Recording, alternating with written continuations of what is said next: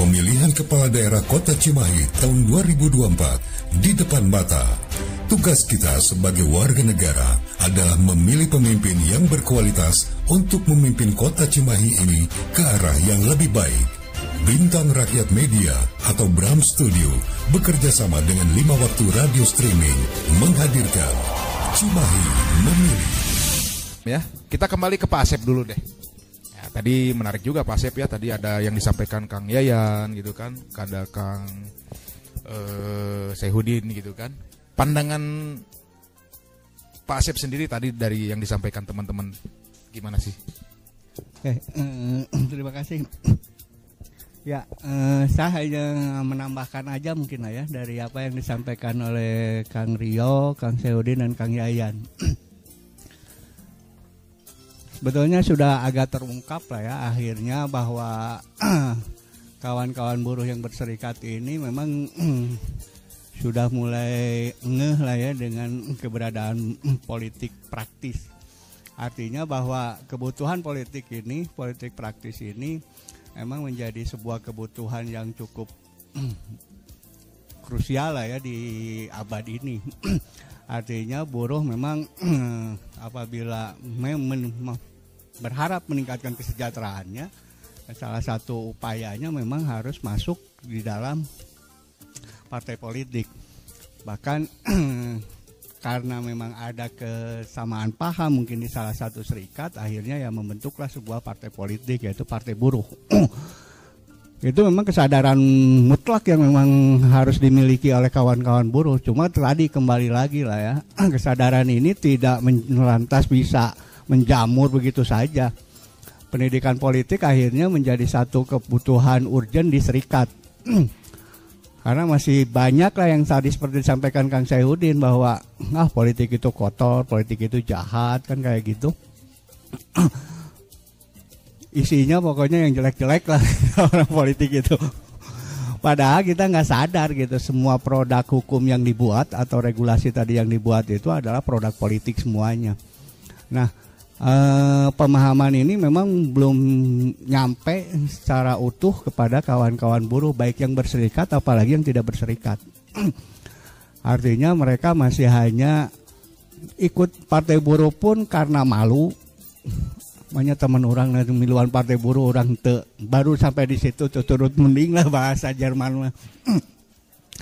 Atau mungkin kan karena ada instruksi dari organisasi gitu.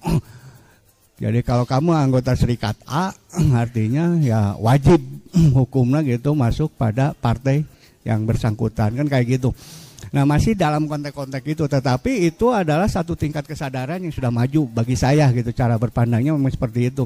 Karena kalau tidak dipaksakan seperti itu sampai kapan gitu. Karena kalau kita berharap ada pendidikan politik secara khusus, karena kalau tadi disampaikan bahwa pendidikan politik itu adalah harus kita lakukan secara bersama-sama, bagi saya bullshit lah. Ngapain gitu kan, pemerintah sudah dibayar oleh masyarakat gitu kan, pemerintah sudah digaji oleh masyarakat, partai-partai politik pun gitu kan sama-sama selalu meminta suara masyarakat secara umum, rakyat lah ya. Itu yang harusnya mereka, bukan kita semua. Mereka lah yang berkewajiban untuk memberikan pendidikan politik itu. Nah karena kita sadar bahwa mereka tidak mau melakukan itu, biar rakyat ini cukuplah ku amplop tiap 5 tahun sekali, oke selesai kan kayak gitu. Maka kita gitu kan sebagai serikat buruh ini mulailah masuk ke area-area itu. Dan itulah yang memang hari ini kalau dikaitkan dengan pilkada hari ini, kita pun sudah sebetulnya membangun satu komunikasi khususnya di Aliansi SBSP Kota Cimahi ini, membangun gerakan bersama dalam rangka tadilah menggolkan salah satu calon atau kandidat yang siap bersama-sama dengan buruh sejalan, seirisan, sapihanean lah ya kayak gitulah mencek bahasa Sunda nama.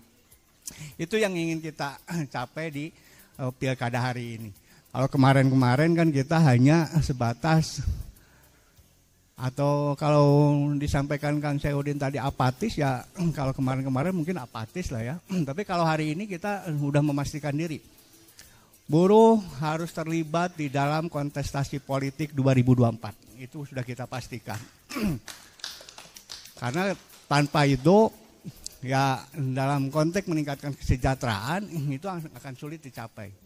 Salah satu tadi contohnya gitu kan, Perda nomor 8 2015 ini itu dari mulai 2012 kita berjuang untuk Perda sampai akhirnya keluarlah Perda nomor 8 tahun 2015. Bahkan sudah tercatat di lembaran negara, lembaran daerah.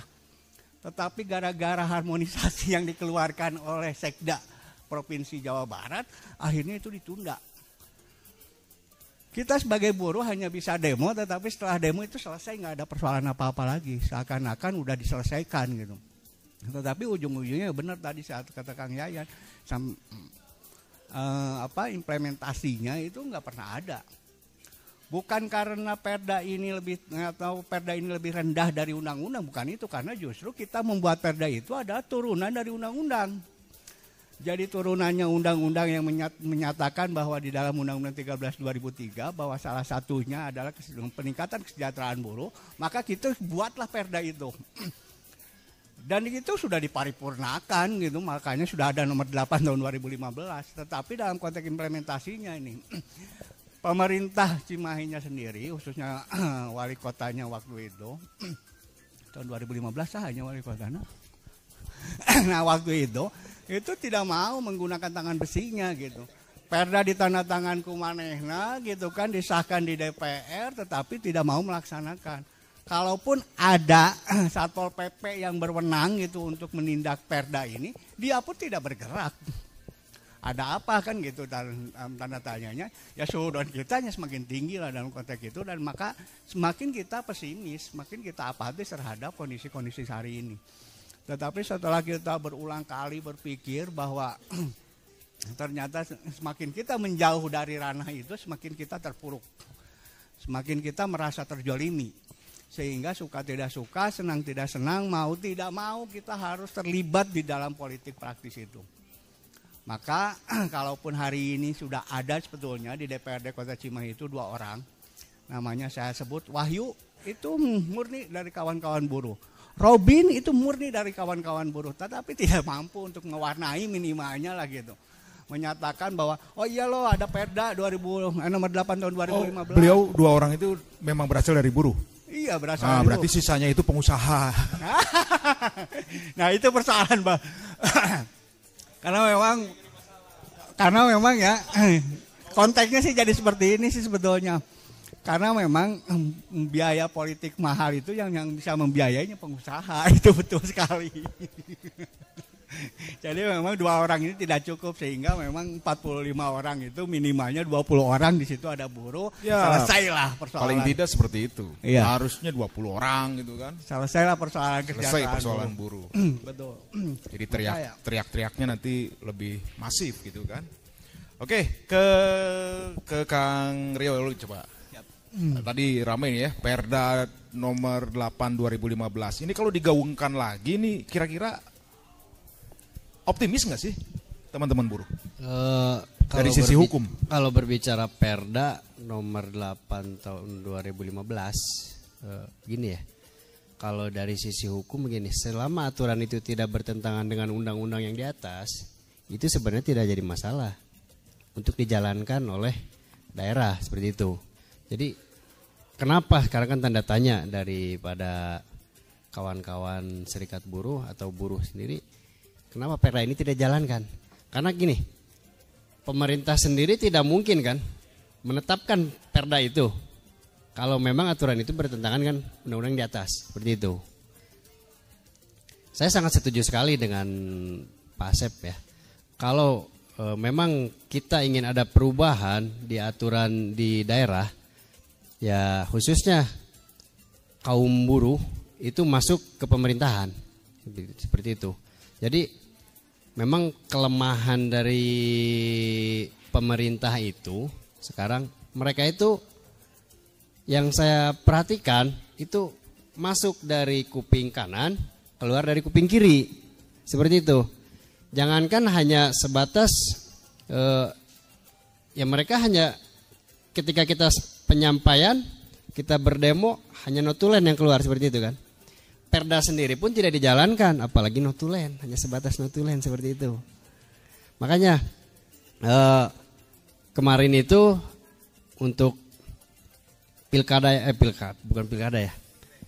yang kemarin itu saya sangat setuju sekali bahwa kawan-kawan dari Serikat Buruh, dari akademisi buruh masuk ke pemerintahan, ke DPRD atau DPRD parlemen seperti itu.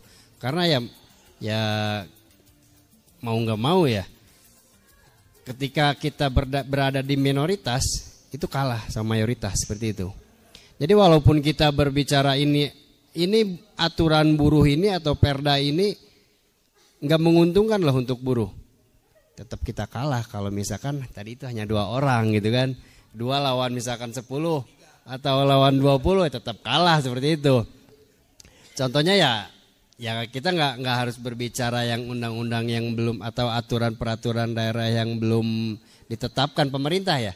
Perda itu sendiri ya tidak dijalankan seperti itu kan. Sedangkan perda itu tidak bertentangan dengan aturan undang-undang yang memang di atasnya seperti itu. Jadi nggak jadi masalah sebenarnya buat kita itu ya, atau buat pemerintah itu apa yang ditakutkan seperti itu. Kok takut gitu untuk menjalankan perda itu? Ada apa gitu, tanda tanya gitu kan? Selama ini kan tekanan mungkin ya, tekanan dari teman-teman pengusaha itu sendiri pasti kan yang lebih akrab dengan eksekutif, lebih akrab dengan legislatifnya gitu kan. Sementara kaum buruh ini ya sudahlah duduk diam sebagai objek gitu kan. Nah, dan nanti hanya diperhitungkan pada saat pilkada gitu kan. Nah itu. Ya kan? Poin-poinnya seperti itu Pak Sep ya. Nah. Ya itu makanya kita sebagai ya pejuang buruh di sini, pejuang buruh mungkin ya. Iya. Kita sebagai pejuang buruh ya gimana caranya ya kita bisa merealisasikan perda ini seperti itu. Ya minimal perda yang memang kemarin itu yang 2015 itu perda 8 itu ya dijalankan seperti itu. Karena memang belum dijalankan ya sampai sekarang ya Pak Ketua. Tidak pernah dijalankan. Itu. Tidak pernah berjalan. Tidak pernah, bukan belum, tidak pernah bahkan kan. Okay. Apakah takut oleh pengusaha atau takut oleh siapa seperti itu? Tapi karena gambaran dari isi perda itu sendiri apa memang ada yang tidak menguatkan atau seperti apa gitu? Saya belum baca juga sih perda nomor 8. Karena baru dibahas tadi di meja ini kan. Silakan coba Pak Sewidin. Ini mangga. Ini aja.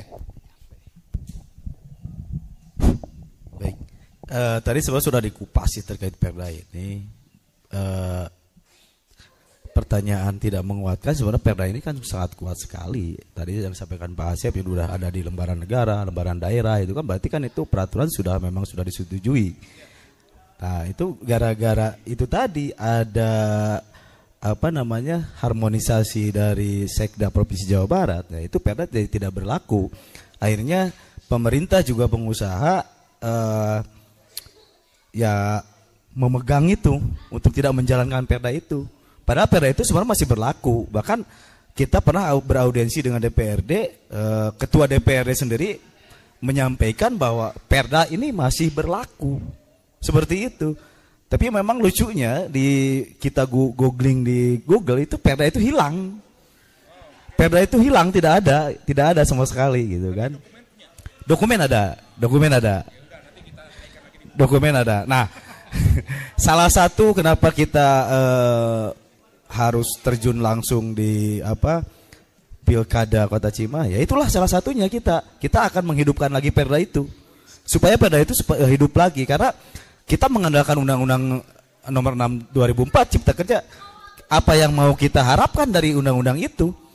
Yang kita harapkan itu yaitu dari perda nomor 8 itu, karena di situ perda itu turunan daripada Undang-Undang 13. Yang memang Undang-Undang 13 itu ya agak lebih baik lah dari Undang-Undang Cipta Kerja kan gitu, agak lebih baik lah, tapi tidak lebih baik bukan lebih baik tapi agak lebih baik lah, sedikit lebih baik lah gitu, seperti itu.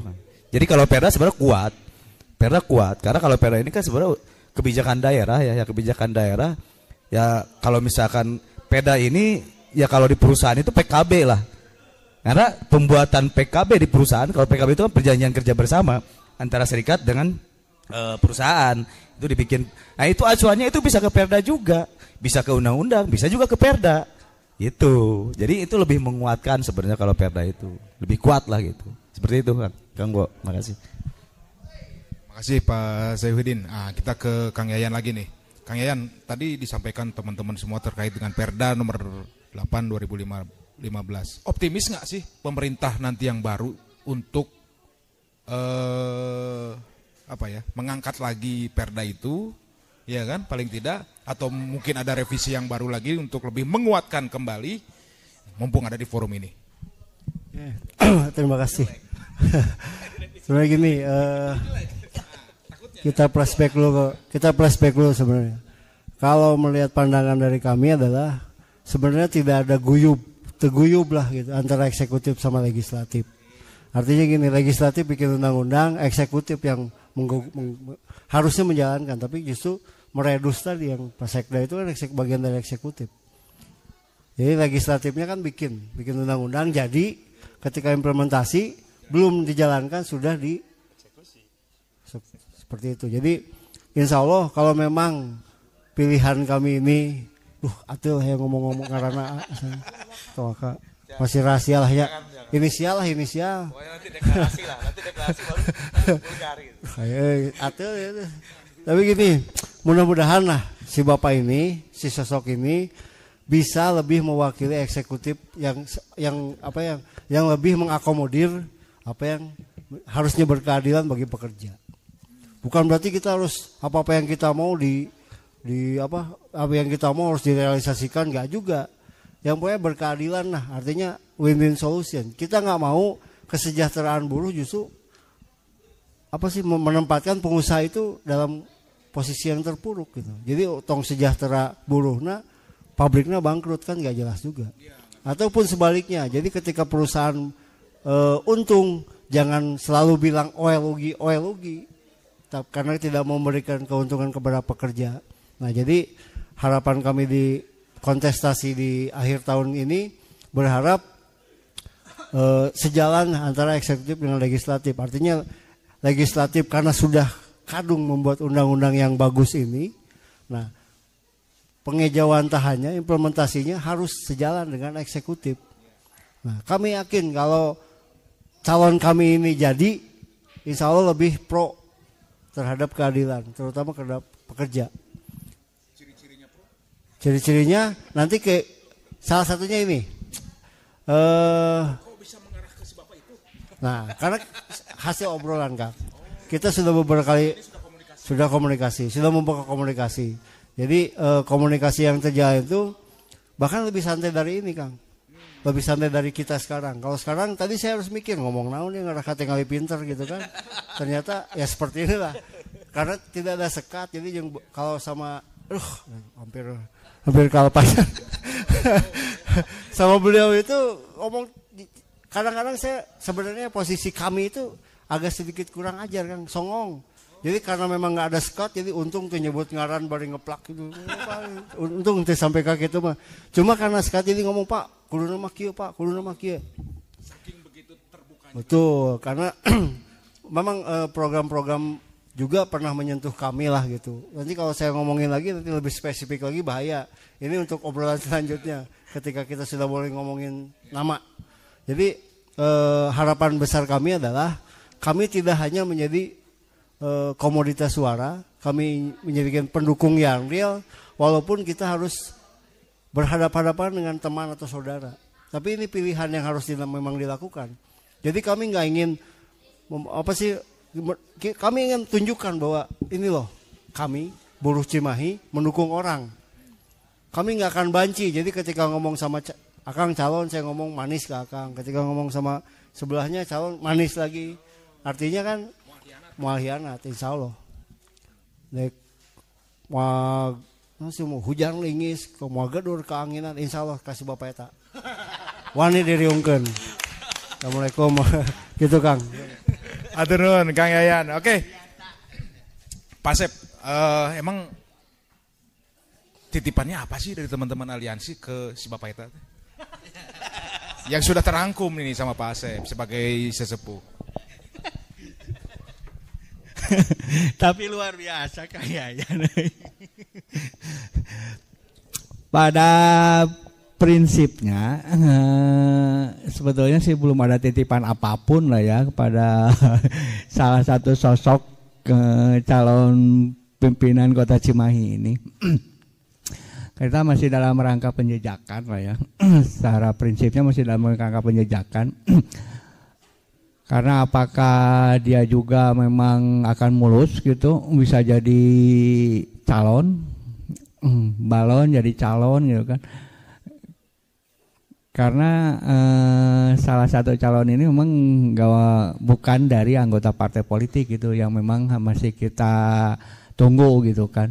Tapi kalau sudah clear gitu dia bahwa akan diusung oleh salah satu partai politik yang tentunya harus memenuhi kuota 20% kan.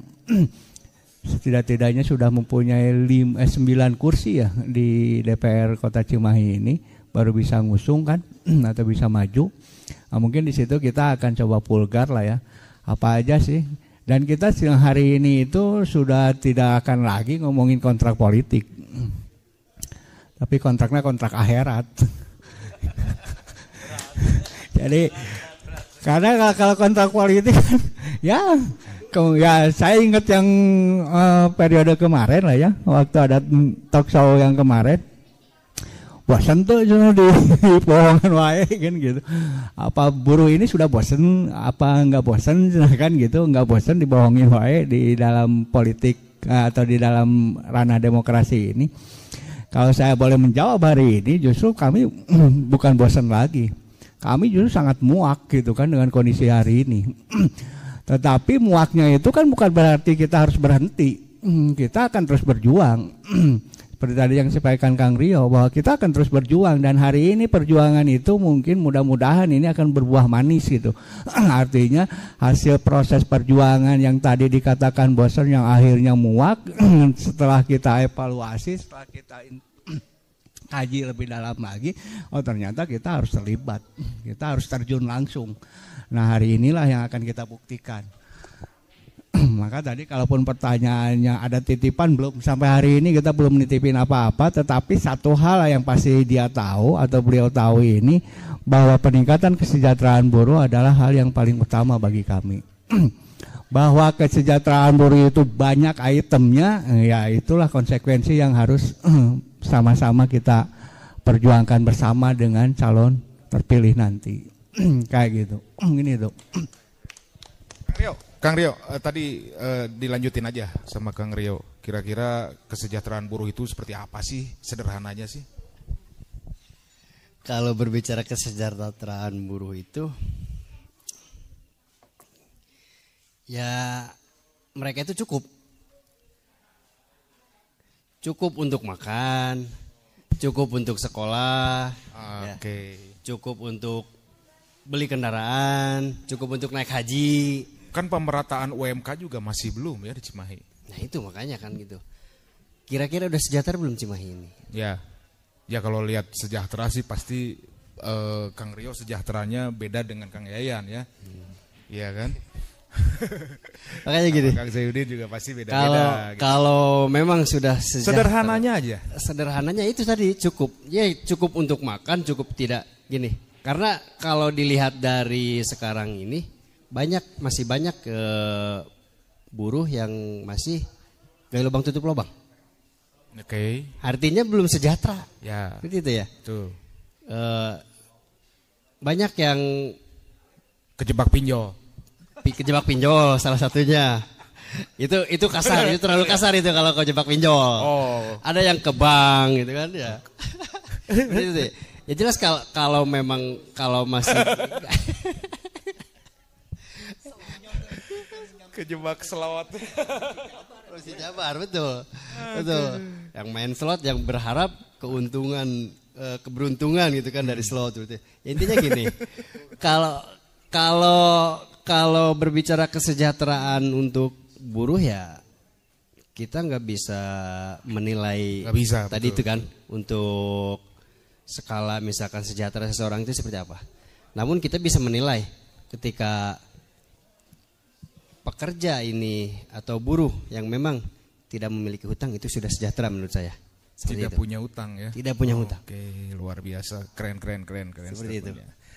Oke, Kang Sehudin, mungkin pandangan Kang Sehudin sendiri sih seperti apa terkait tadi? Ya mungkin paling tidak ada bahasa atau titipan teman-teman aliansi atau SPN paling tidak untuk ke beliau yang ya mungkin siapapun yang mendengar beliau ini kan, karena calon atau bacalon wali kota Cimahi kita ini ada banyak ya, ada berapa puluh orang gitu kan yang ingin mencalonkan juga, jadi ramai gitu kan di Cimahi. Kira-kira gimana sih sederhananya? Baik, jadi gini, Kang, terkait ya kamu calon sih memang banyak, bahkan banyaklah beberapa bakal calon yang selalu menghubungi gitu kan, pengen ketemu segala macam. Tapi ya kita timbang-timbang juga kan, mana sih yang sudah terasa? Ya kebetulan Bapak ini kan sudah terasa tadi yang sampaikan kawan Yayan bahwa ya sudah terasa lah program-programnya seperti apa kan oleh serikat kan gitu. Nah tidak lupa juga bukan hanya itu sih, kesejahteraan, terkait kesejahteraan ya kami sebenarnya simpel saja kalau dari buruh sejahtera itu. Karena kalau kesejahteraan ini kan bahasanya kan luas. Ya. Gitu kan sejahtera itu. Betul. Ya tadi yang disampaikan Kang Uwa tadi berbeda kan ukurannya kan gitu. Kesejahteraan ini seperti apa? Tapi yang memang tadi disampaikan Kang Rio ya buruh ya cukup buat makan, buat pendidikan anak-anaknya, apalagi kan ya untuk saat ini masih juga ada pendidikan yang berbayar, tidak 100% gratis kan seperti itu. Nah, kami berharap sih wali kota yang nanti akan ke depannya itu bisa di samping juga bisa mensejahterakan buruh dan juga keluarganya kan gitu. Nah, terus tidak lupa juga nanti pilkada itu kan di bulan November. Nah di bulan November ini momen-momen kita perjuangan UMK Kang Uwo. Jangan salah, kita akan lihat nih calon mana yang berani menaikkan UMK di atas 20% kan gitu. Wih, gitu kan? Oh itu nanti di bulan iya di bulan November. Kita itu di bulan September sampai dengan akhir Desember. Itu momen kita. Makanya nanti jangan kaget kalau di Cimahi ini dipenuhi oleh buruh di jalanan kan gitu. Nah, kita akan lihat tuh calon mana yang berani menaikkan UMK. Di atas 20% kan gitu. Di atas 20%. Berani nggak? Tapi kalau saya yakin beliau ini, Bapak ini yang kita daulat sekarang, optimis beliau dia berani gitu. Beliau gitu kan. Berani beliau. Sudah mengikrarkan berani beliau. Karena beliau bukan orang partai. Tadi yang saya sampaikan Pak Asep. Dia bukan orang partai beliau ini gitu kan. Bukan lip service. Oh tidak, kita sudah merasakan itu, Kang Wo. Tidak merasakan ya. Nah, kita juga tidak ada suka. Merasakannya pribadikah? Secara organisasi. Secara organisasi lah. Kita tidak bawa-bawa pribadi Kang Wo.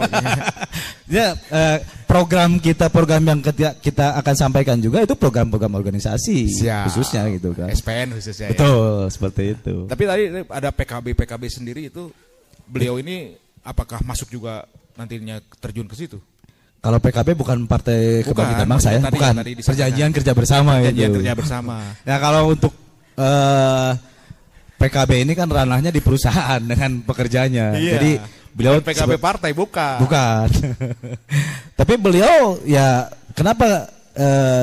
Karena SPN sendiri pernah merasakan bagaimana beliau care terhadap buruh gitu kan.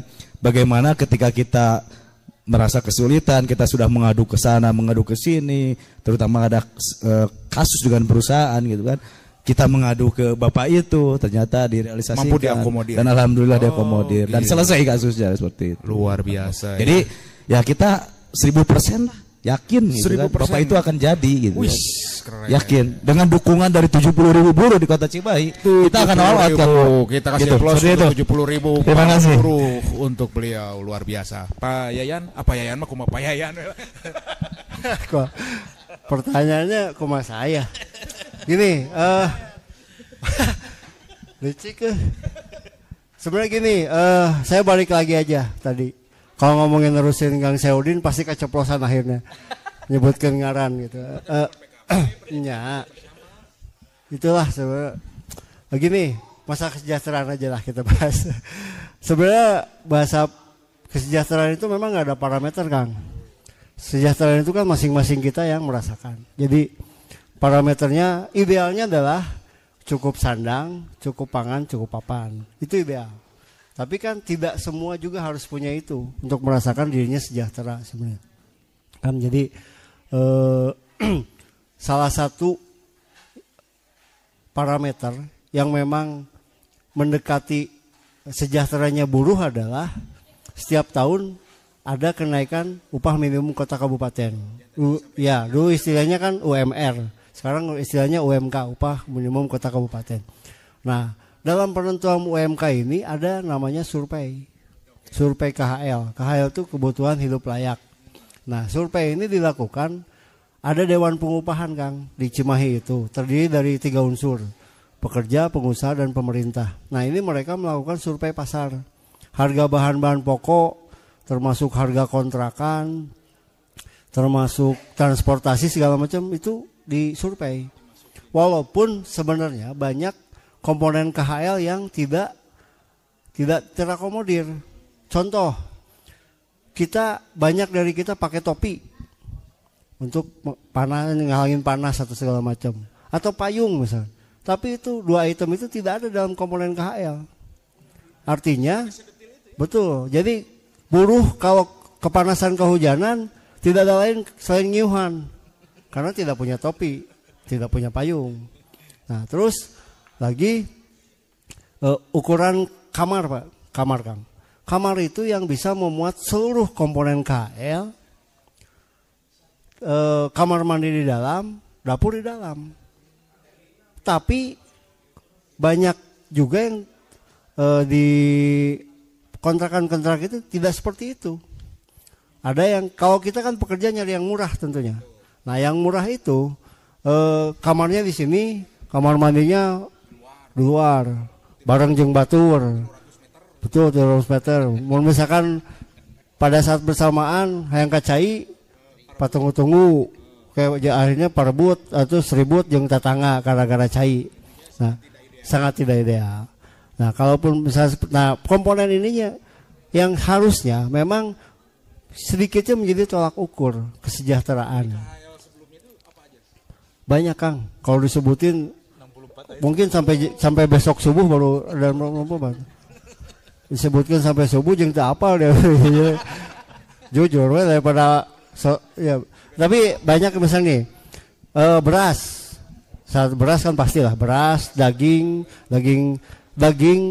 terus daging ayam, daging sapi. Nah, tapi ada juga yang memang waktu Kang, waktu survei itu harus hari Selasa. Padahal kita buruh belanja ke pasar muntah akhir minggu tos gajihan. Akhirnya kalaupun gajihannya hari Selasa, anggar ke pasar nama Sabtu Minggu. Nah, itu juga yang bagian dari anehnya BPS kalau survei. Jadi jangan pangmurahna. Sudah mah judulnya upah minimum, dicari pun seminimum mungkin gitu. Itu kan artinya ya kesejahteraan itu masih jauh panggang dari api gitu. Jadi tadi kembali lagi, daripada ngomongin si Bapak tadi, saya mending ngomongin ini Kang. Ya kayak keceplosan Kang, pinter pisan katanya, hebatlah wartawan itu.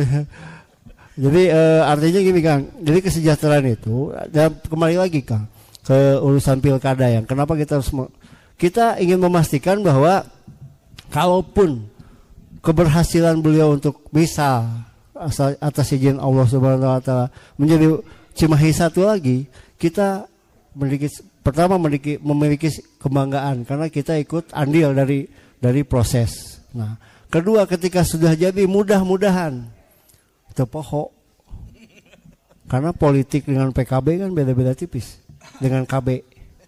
Apa teh Kang di wartasan KB-nya? Pami KB, pami hilap jadi. Nah, pami pemilu, amun jadi hilap. Gitu. Yo kepikiran eta. Warna kitu hinteu mah Kang, PKB jeung pilkada eta bedana. Jadi kita berharap usungan kita ini jadi terus moal hilap. Itu Kang. Kira aku. Nuhun. Oke, luar biasa sekali ini season kedua ya, Bang Awan. Tadi sudah disampaikan sama para inohong-inohong buruh di Kota Cimahi. Mudah-mudahan paling tidak ini didengarkan oleh beliau-beliau tadi yang disebutkan si Bapak. Atau kan banyak Bapak teh kan, ada 20 calonnya yang spanduknya banyak di mana-mana kan. Aya 20 ku abi dietang teh. Gitu. Oke, lanjut Bang Awan, kita break dulu sebentar. Nanti kita akan kembali lagi di season terakhir, tentunya di closing statement. Saya Mang Uwo dan Mang Awan undur diri. Nah, undur Bukan diri. Maksudnya Kan istirahat statement heula. terakhir juga belum. Istirahat heula. Ini Bung Gana mau masuk ke dalam. Oke, boleh nanti di Oke. closing statement ya.